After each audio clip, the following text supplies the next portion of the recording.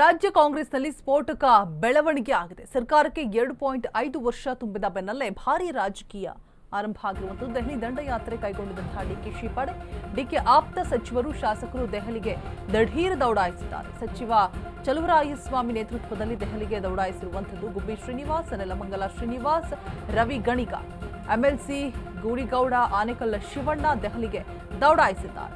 ಮಧೂರು ಉದಯಗೌಡ, ಮಾಗಡಿ ಬಾಲಕೃಷ್ಣ ದೆಹಲಿ ಯಾತ್ರೆಯನ್ನ ಹಮ್ಮಿಕೊಂಡಿರುವಂಥದ್ದು. ನಾಳೆ ಮತ್ತೊಂದು ಟೀಮ್ ದೆಹಲಿಯತ್ತ ಪ್ರಯಾಣವನ್ನ ಬೆಳೆಸಿದೆ. ದೆಹಲಿಯಲ್ಲಿ ಶಕ್ತಿ ಪ್ರದರ್ಶನಕ್ಕೆ ಮುಂದಾಗಿದೆ ಡಿಕೆ ಪಡೆ.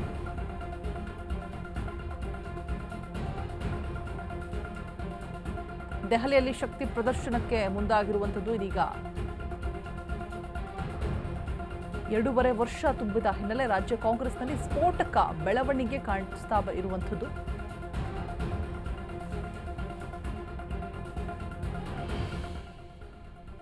ಎರಡೂವರೆ ವರ್ಷ ತುಂಬಿದೆ. ನೆಲಮಂಗಲದ ಶ್ರೀನಿವಾಸ್, ರವಿ ಗಣಿಗ ನೇತೃತ್ವದಲ್ಲಿ, ಇನ್ನು ಸಚಿವ ಚಲುವರಾಯಸ್ವಾಮಿ ಇವರ ನೇತೃತ್ವದಲ್ಲಿ ದೆಹಲಿಗೆ ದೌಡಾಯಿಸಿರುವಂಥದ್ದು. ಗುಬ್ಬಿ ಶ್ರೀನಿವಾಸ್ ಅವರು ಕೂಡ ಇದ್ದಾರೆ, ಆನೇಕಲ್ ಶಿವಣ್ಣ ಇವರೆಲ್ಲರೂ ಕೂಡ ದೆಹಲಿಗೆ ದೌಡಾಯಿಸಿರುವಂಥದ್ದು. ಮದ್ದೂರು ಉದಯಗೌಡ, ಮಾಗಡಿ ಬಾಲಕೃಷ್ಣ ದೆಹಲಿ ಯಾತ್ರೆಯನ್ನು ಹಮ್ಮಿಕೊಂಡಿದ್ದಾರೆ. 2.5 ವರ್ಷ ತುಂಬಿದಂತಹ ಹಿನ್ನೆಲೆ ನಾಳೆ ಮತ್ತೊಂದು ಟೀಮ್ ದೆಹಲಿಯತ್ತ ಪ್ರಯಾಣವನ್ನು ಸಾಗಿಸುವುದಕ್ಕೆ ಪ್ಲಾನಿಂಗ್ ಅನ್ನು ಕೂಡ ಮಾಡಲಾಗ್ತಾ ಇದೆ. ದೆಹಲಿಯಲ್ಲಿ ಶಕ್ತಿ ಪ್ರದರ್ಶನಕ್ಕೆ ಇದೀಗ ಮುಂದಾಗಿರುವಂಥದ್ದು ಡಿಕೆ ಪಡೆ.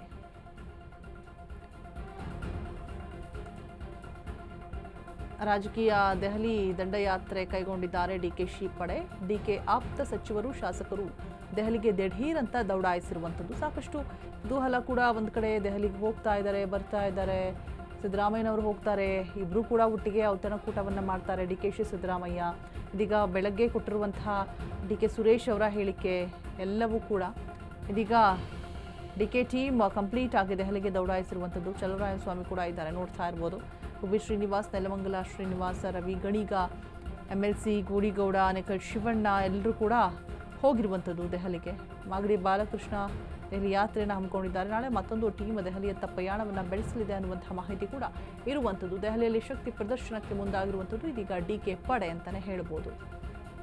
2.5 ವರ್ಷ ತುಂಬಿದಂತಹ ಹಿನ್ನೆಲೆ ರಾಜ್ಯ ಕಾಂಗ್ರೆಸ್ನಲ್ಲಿ ಆಗ್ತಾ ಇರುವಂತಹ ಸ್ಫೋಟಕ ಬೆಳವಣಿಗೆ. ಟೀಮ್ ಸಮೇತ ದೆಹಲಿಗೆ ಭೇಟಿಯನ್ನು ನೀಡ್ತಾ ಇದ್ದಾರೆ. ದೆಹಲಿ ದಂಡಯಾತ್ರೆಯನ್ನು ಕೈಗೊಂಡಿರುವಂಥದ್ದು ಡಿಕೆಶಿ ಪಡೆ. ಡಿಕೆ ಆಪ್ತ ಸಚಿವರಾದಂತಹ ಶಾಸಕರು ಜೊತೆಗೆ ಕೂಡ ಹೋಗ್ತಾ ಇದ್ದಾರೆ. ಚಲುವರಾಯಸ್ವಾಮಿ ಅವರ ನೇತೃತ್ವದಲ್ಲಿ ಹೋಗ್ತಾ ಇರುವಂಥದ್ದು ದೆಹಲಿಗೆ.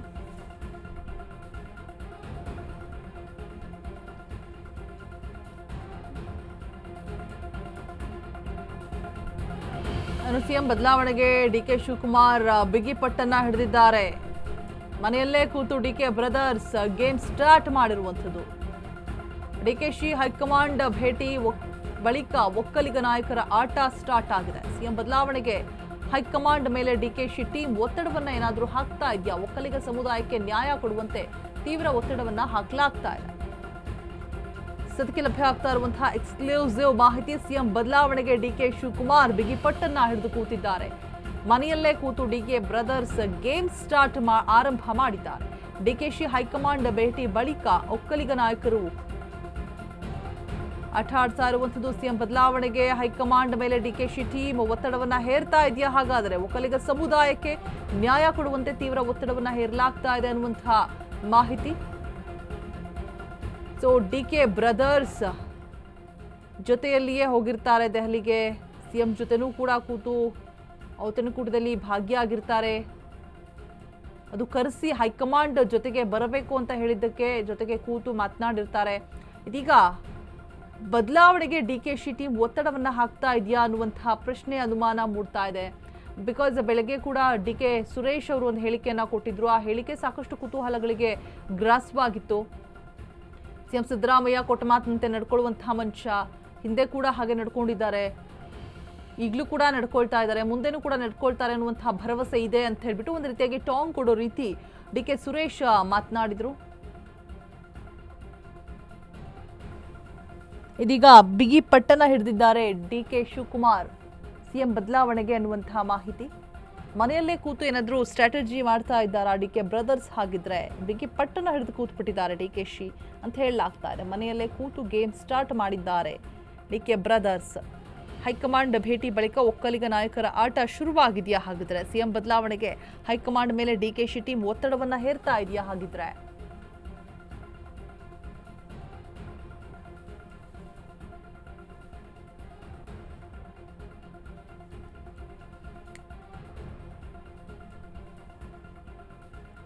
ಬಗ್ಗೆ ಹೆಚ್ಚಿನ ಡೀಟೇಲ್ಸ್ ಅನ್ನ ಕೊಡೋದಕ್ಕೆ ನಮ್ಮ ಪ್ರತಿನಿಧಿ ಅಭಿಷೇಕ್ ಲೈವ್ ನಲ್ಲಿ ಜಾಯಿನ್ ಆಗ್ತಾ ಇದ್ದಾರೆ, ಡೆಸ್ಕ್ ಲೈವ್ ನಲ್ಲಿ.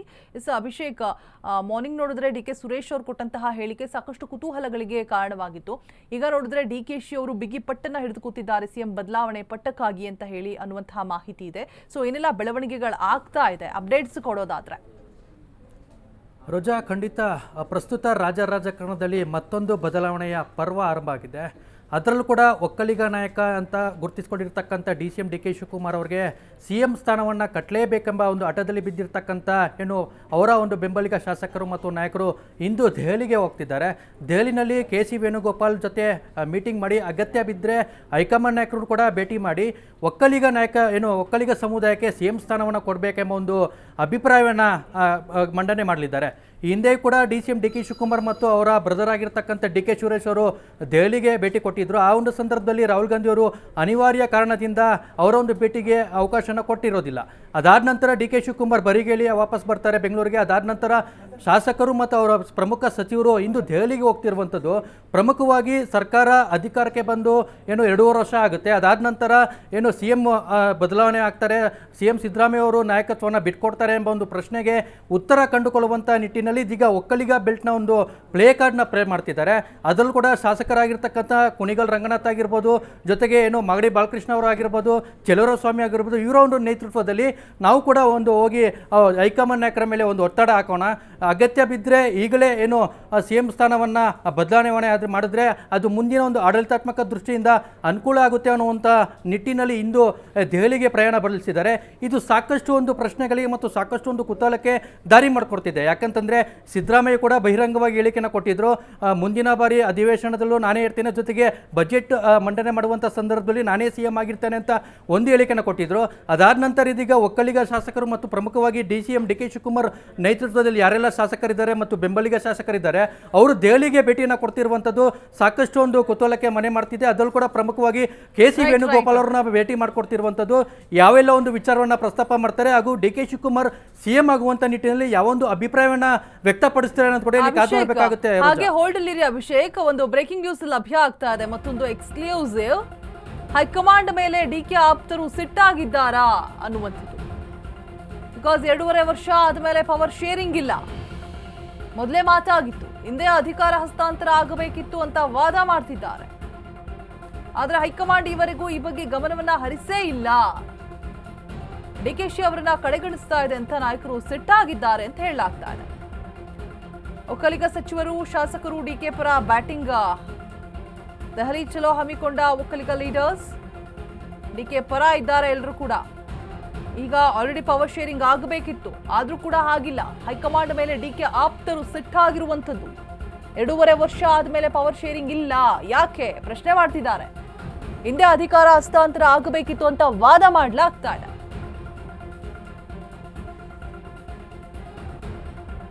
ಎಸ್, ನಮ್ಮ ಪ್ರತಿನಿಧಿ ಅಭಿಷೇಕ್ ಸಂಪರ್ಕದಲ್ಲೇ ಇದ್ದಾರೆ. ಅಭಿಷೇಕ್, ಸದ್ಯಕ್ಕೆ ಲಭ್ಯ ಆಗ್ತಾ ಇರುವಂತಹ ಅಪ್ಡೇಟ್ ಏನಪ್ಪಾ ಅಂದ್ರೆ, ನೋಡಿರ್ಬೋದು ಇವಾಗ DK ಆಪ್ತರು ಕೂಡ ಸಿಟ್ಟಾಗಿರುವಂಥದ್ದು.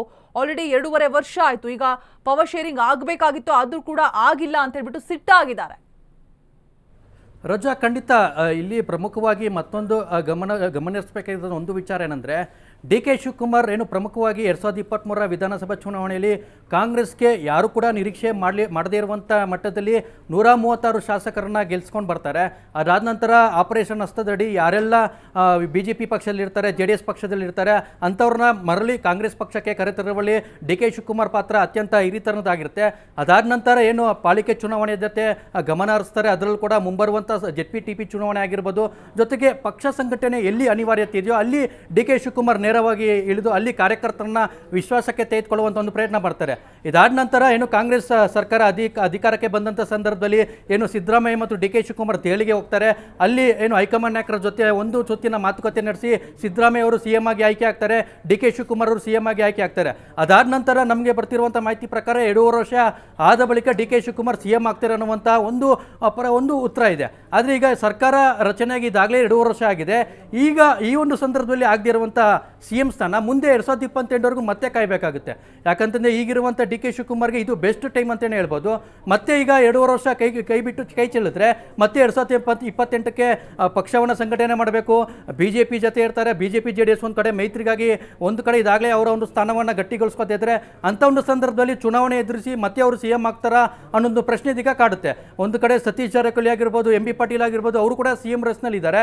ಇಂಥ ಒಂದು ಸಂದರ್ಭದಲ್ಲಿ ಡಿ ಕೆ ಶಿವಕುಮಾರ್ CM ಇಂಥ ಒಂದು ಸಂದರ್ಭದಲ್ಲಿ ಆಗದೇ ಇರುವಂಥ ಕಾರಣ ಅವರಿಗೆ ಮತ್ತೆ ಮುಂದಿನ ಅವಕಾಶ ಯಾವಾಗ ಅನ್ನೊಂದು ಪ್ರಶ್ನೆ ಕೂಡ ಇಲ್ಲಿಗ ಸದ್ಯಕ್ಕೆ ಇಳಿದಿರುವಂಥದ್ದು. ಹಾಗಾಗಿ ಹೈಕಮಾಂಡ್ ನಾಯಕರಿಗೆ ಒಂದಷ್ಟು ಒತ್ತಡವನ್ನು ಹಾಕುವ ಮುಖಾಂತರ ಮುಂಬರುವಂಥ ಚುನಾವಣೆಗಳಾಗಿರ್ಬೋದು, ಪ್ರಮುಖವಾಗಿ ZPTP ಚುನಾವಣೆ ಆಗಿರ್ಬೋದು, ಅದೆಲ್ಲೂ ಕೂಡ ಡಿ ಕೆ ಶಿವಕುಮಾರ್ ನೇತೃತ್ವದಲ್ಲಿ ಹೋಗಿ ಮುಂಬರುವಂಥ ಏನು 2028ರ ಚುನಾವಣೆಯಲ್ಲಿ ಅಲ್ಲಿ ಬೇಕಾದರೆ ಸಿದ್ದರಾಮಯ್ಯ ಒಂದು ಇಮೇಜನ್ನು ಬಳಸ್ಕೊಳ್ಳೋವಂಥದ್ದು ತಂತ್ರಗಾರಿಕೆ ಡಿ ಕೆ ಶಿವಕುಮಾರಿಂದ ಮಾಡ್ತಿರುವಂಥದ್ದು.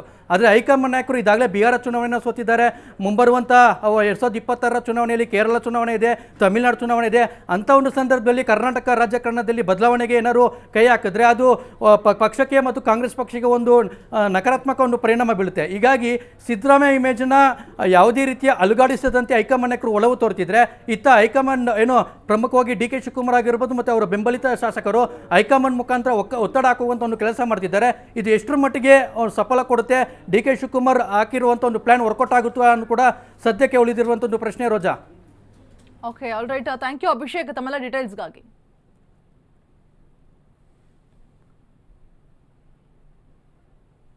ಸೊ ಹೈಕಮಾಂಡ್ ಮೇಲೆ ಡಿ ಕೆ ಆಪ್ತರು ಕೂಡ ಇದೀಗ ಸೆಟ್ ಆಗಿರುವಂಥದ್ದು. ಇಷ್ಟು ದಿನ ಒಂದು ರೀತಿಯಾಗಿ ಕೋಲ್ಡ್ ವಾರ್ ಅಂತ ಹೇಳ್ಬೋದು ನಡೀತಾ ಇತ್ತು. ಇಂಡೈರೆಕ್ಟ್ಲಿ ಸ್ಥಾನವನ್ನು ಕೇಳ್ತಾ ಇದ್ರು. ಇದೀಗ ನೇರವಾಗಿ ರೋಚಿಗೆದ್ದಿರುವಂಥದ್ದು ಅಂತಲೇ ಹೇಳ್ಬೋದು. ಕಾಂಗ್ರೆಸ್ನಲ್ಲಿ DKC ಟೀಮ್ ಕಂಪ್ಲೀಟ್ ಆಕ್ಟಿವ್ ಆಗಿದೆ. ಒಟ್ಟಾಗಿ ದೆಹಲಿ ದಂಡಯಾತ್ರೆಯನ್ನ ಕೈಗೊಂಡಿರುವಂಥದ್ದು DK ಪಡೆ. DKC ಟೀಮಲ್ಲಿ ಯಾರೆಲ್ಲ ಇದ್ದಾರೆ ಗೊತ್ತಾ? ಹಾಗಿದ್ರೆ ಸಚಿವ ಚಲುವರಾಯಸ್ವಾಮಿ, ಮಾಗಡಿ ಶಾಸಕ ಬಾಲಕೃಷ್ಣ, ರಾಮನಗರ ಶಾಸಕ ಇಕ್ಬಾಲ್ ಹುಸೇನ್, ಗುಬ್ಬಿ ಶಾಸಕ SR ಶ್ರೀನಿವಾಸ್, ಆನೇಕಲ್ ಶಾಸಕ ಶಿವಣ್ಣ, ನೆಲಮಂಗಲ ಶಾಸಕ ಶ್ರೀನಿವಾಸ್, ಇವರೆಲ್ಲರೂ ಕೂಡ DK ಟೀಮ್ ಅಲ್ಲಿರುವಂಥವ್ರು. ಕುಣಿಗಲ್ ಶಾಸಕ ರಂಗನಾಥ್, MLC ದಿನೇಶ್ ಗುಳಿಗೌಡ, ಮಂಡ್ಯ ಶಾಸಕ ರವಿ ಗಣಿಗ ಸೇರಿ ಆಪ್ತರು ದೆಹಲಿಗೆ ದೌಡಾಯಿಸಿದ್ದಾರೆ. KC ವೇಣುಗೋಪಾಲ್ ಮುಂದೆ ನಾಳೆ ಶಕ್ತಿ ಪ್ರದರ್ಶನವನ್ನ ಮಾಡಲಿದ್ದಾರೆ. ದೆಹಲಿಗೆ ಹೊರಟಿರುವಂಥದ್ದು ಆಲ್ರೆಡಿ DK ಆಪ್ತರೆಲ್ಲರೂ ಕೂಡ ಸೆಟ್ ಆಗಿ ಆಕ್ಟಿವ್ ಆಗಿದ್ದಾರೆ ಕಂಪ್ಲೀಟ್ ಆಗಿ. ಕಾಂಗ್ರೆಸ್ನಲ್ಲಿ ಒಟ್ಟಾಗಿ ದೆಹಲಿ ದಂಡಯಾತ್ರೆಯನ್ನ ಕೈಗೊಂಡಿರುವಂಥದ್ದು. DK ಟೀಮ್ ಆಕ್ಟಿವ್ ಆಗಿದೆ. 2.5 ವರ್ಷ ಆಯಿತು ಆಲ್ರೆಡಿ. ಆದರೂ ಕೂಡ ಪವರ್ ಶೇರಿಂಗ್ ಆಗಿಲ್ಲ. ಪವರ್ ಶೇರಿಂಗ್ ಫೈಟ್ ನಡೀತಾನೆ ಇತ್ತು, ಕೋಲ್ಡ್ ವಾರ್ ಅಂತಲೇ ಹೇಳ್ಬೋದು. ಬಟ್ ಈಗ ನೇರವಾಗಿ ಅಧಿಕಾರಕ್ಕಾಗಿ ಪಟ್ಟು ಹಿಡಿದು ಕೂತಿದ್ದಾರೆ DK ಶಿವಕುಮಾರ್. DK ಬ್ರದರ್ಸ್ ಕೂಡ ದೆಹಲಿಗೆ ಹೋಗಿ ಬಂದರು, ಮಾತುಕತೆ ಆಯಿತು. ಹೈಕಮಾಂಡ್ ಪಕ್ಷದಲ್ಲೇ ಈ ರೀತಿಯಾಗಿ ಒಳಮುನಿಸು ಒಳಜಗಳ ಇರೋದು ಸರಿಯಲ್ಲ, ಕೂತು ಮಾತನಾಡಿ ಬಗೆಹರಿಸ್ಕೊಳ್ಳೋಣ ಅಂತ ಹೇಳಿಬಿಟ್ಟು ಸಭೆಯನ್ನು ಕೂಡ ಆಯೋಜನೆ ಮಾಡಿದ್ರು. ಬಟ್ ನೋ ಯೂಸ್ ಅಂತ ಅನ್ಸುತ್ತೆ, ಏನೂ ಯೂಸ್ ಆಗಲಿಲ್ಲ. ಇದೀಗ DK ಟೀಮ್ ಆಕ್ಟಿವ್ ಆಗಿ ದೆಹಲಿಗೆ ಹೋಗಿದೆ.